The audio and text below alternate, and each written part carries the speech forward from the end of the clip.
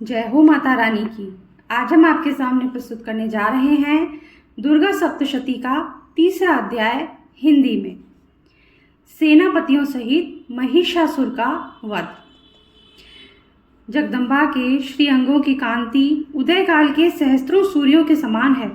वे लाल रंग की रेशमी साड़ी पहने हुए हैं। उनके गले में मुंडमाला शोभा पा रही है। दोनों स्तनों पर रक्त चंदन का लेप लगा है।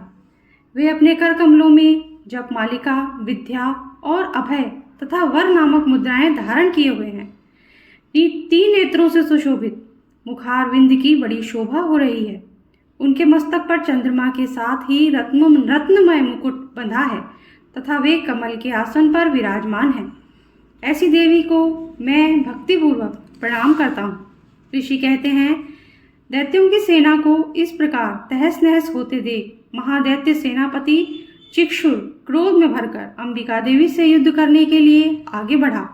वह असुर रणभूमि में देवी के ऊपर इस प्रकार बाणों की वर्षा करने लगा जैसे बादल मेरुगिरी के शिखर पर पानी की धार बरसा रहा हो। तब देवी ने अपने बाणों से उसके बाण समूह को अनायास ही काटकर उसके घोड़ों और सारथी को भी मार डाला। साथ ही उसके धनुष तथा अत्यंत ऊंची ध्वजा को भी तत्काल ही काट गिराया। धनुष कट जाने पर उसके अंगों को अपने बाणों से बीन डाला। धनुष, रथ, घोड़े और सारथी के नष्ट हो जाने पर वह असुर ढाल और तलवार लेकर देवी की ओर दौड़ा। उसने तीखी धार वाली तलवार से सिंह के मस्तक पर चोट करके देवी की भी बाईं भुजा में बड़े वेग से प्रहार किया। राजन, देवी की बाह पर पहुंचते ही वह तलवार टूट गई। फिर तो क्रोध से लाल आंखें करके उस राक्षस ने शूल हाथ में लिया और उसे उस महादैत्य ने भगवती भद्रकाली के ऊपर चलाया। वह शूल आकाश से गिरते हुए सूर्यमंडल की भांति अपने तेज से प्रज्वलित हो उठा। उस शूल को अपनी ओर आते देख देवी ने भी शूल का प्रहार किया। उससे राक्षस के शूल के सैकड़ों टुकड़े हो गए। साथ ही महादैत्य चिक्षुर की भी धज्जियां उड़ गई। वह प्राणों से हाथ धो बैठा। महिषासुर के सेनापति उस महापराक्रमी चिक्षुर के मारे जाने पर देवताओं को पीड़ा देने वाला चामर हाथी पर चढ़कर आया। उसने भी देवी के ऊपर शक्ति का प्रहार किया, किंतु जगदम्बा ने उसे अपने हुंकार से ही आहत एवं निष्प्रभ करके तत्काल पृथ्वी पर गिरा दिया। शक्ति टूटकर गिरी हुई देख चामर को बड़ा क्रोध हुआ। अब उसने शूल चलाया, किंतु देवी ने उसे भी अपने बाणों द्वारा काट दिया। इतने में ही देवी का सिंह उछलकर हाथी के मस्तक पर चढ़ गया और उस दैत्य के साथ खूब जोर लगाकर बाहुयुद्ध करने लगा। वे दोनों लड़ते लड़ते हाथी से पृथ्वी पर आ गए और अत्यंत क्रोध में भरकर एक दूसरे पर बड़े भयंकर प्रहार करते हुए लड़ने लगे।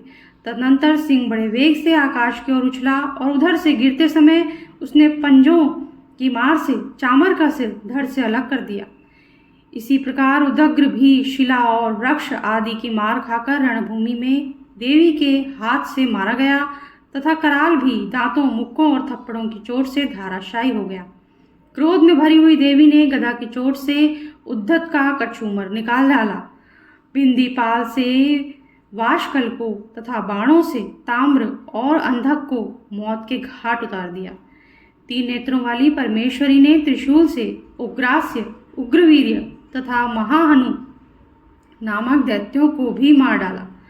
तलवार की चोट से विडाल के मस्तक को धड़ से काट दिया। दुर्धर और दुर्मुख इन दोनों को भी अपने बाणों से यमलोक भेज दिया। इस प्रकार अपनी सेना का संहार होता देख महिषासुर ने भैंसे का रूप धारण करके देवी के गणों को त्रास देना आरंभ किया। किन्हीं को थूथूम से मारकर, किन्हीं के ऊपर खूरों का प्रहार करके, किन्हीं को पूंछ से चोट पहुंचाकर, कुछ को सींगों से विदीर्ण करके, कुछ कणों को वेग से, किन्हीं को सिंहनाद से, कुछ को चक्कर देकर और कितनों को निश्वास वायु के झोंके से धाराशायी कर दिया। इस प्रकार गणों की सेना को गिराकर वह असुर महादेवी के सिंह को मारने के लिए झपटा। इससे जगदम्बा को बड़ा क्रोध हुआ। उधर महापराक्रमी महिषासुर की भी क्रोध में भरकर धरती को खुरों से खोदने लगा और अपनी सींगों से ऊंचे ऊंचे पर्वतों को उठाकर फेंकने और गरजने लगा। उसके वेग से चक्कर देने के कारण पृथ्वी क्षुब्ध होकर फटने लगी। उसकी पूंछ से टकराकर समुद्र सब ओर से धरती को डुबोने लगा। हिलते हुए सींग से के आघात से विदीर्ण होकर बादलों के टुकड़े टुकड़े हो गए। उसके श्वास की प्रचंड वायु के वेग से उड़े हुए सैकड़ों पर्वत आकाश से गिरने लगे। इस प्रकार क्रोध में भरे हुए उस महादैत्य को अपनी ओर आते देख चंडिका ने उसका वध करने के लिए महान क्रोध किया। उन्होंने पाश फेंककर उस महान असुर को बांध लिया। उस महासंग्राम में बन जाने पर उसने भैंसे का रूप त्याग दिया और तत्काल सिंह के रूप में वह प्रकट हो गया। उस अवस्था में जगदम्बा ज्यों ही उसका मस्तक काटने के लिए उद्यत हुई, त्यों ही वह खड़गधारी पुरुष के रूप में दिखाई देने लगा। तब देवी ने तुरंत ही बाणों की वर्षा करके ढाल और तलवार के साथ उस पुरुष को भी बींध डाला। इतने में ही महान गजराज के रूप में परिणत हो गया तथा अपनी सूंड से देवी के विशाल सिंह को खींचने और गर्जने लगा। खींचते समय देवी ने तलवार से उसकी सूंड काट डाली। तब उस महादैत्य ने पुनः भैंसे का शरीर धारण कर लिया और पहले की ही भांति चराचर प्राणियों सहित तीनों लोगों को व्याकुल करने लगा। तब क्रोध में भरी हुई जगन्माता चंडिका का बारंबार उत्तम मधु का पान करने और लाल आंखें करके हंसने लगी। उधर वे बल और पराक्रम के मद से उन्मत्त हुआ राक्षस गर्जने लगा और अपनी सींगों से चंडी के ऊपर पर्वतों को फेंकने लगा। उस समय देवी अपने बाणों के समूहों से उसके फेंके हुए पर्वतों को चूर्ण करती हुई बोली। बोलते समय उसका मुख मधु के मद से लाल हो रहा था और वाणी लड़खड़ा रही थी। देवी ने कहा, ओ मूढ़, मैं जब तक मधु पीती हूँ तब तक तू क्षण भर के लिए खूब गर्ज ले। मेरे हाथ से यही तेरी मृत्यु हो जाने पर अब शीघ्र ही देवता भी गर्जना करेंगे। ऋषि कहते हैं, यो कहकर देवी उछली और उस महादैत्य के ऊपर चढ़ गई। फिर उसके अपने पैर से उसे दबाकर उन्होंने शूल से उसके कंठ में आघात किया। उनके पैर से दबा होने पर भी महिषासुर अपने मुख से अभी आधे शरीर से ही वह बाहर निकलने पाया था कि देवी ने अपने प्रभाव से उसे रोक लिया। आधा निकला होने पर भी वह महादैत्य देवी से युद्ध करने लगा। तब देवी ने बहुत बड़ी तलवार से उसका मस्तक काट गिराया। फिर तो हाहाकार करती हुई दैत्यों की सारी सेना भाग गई और संपूर्ण देवता अत्यंत प्रसन्न हो गए। देवताओं ने दिव्य महर्षियों के साथ दुर्गा देवी का स्तवन किया।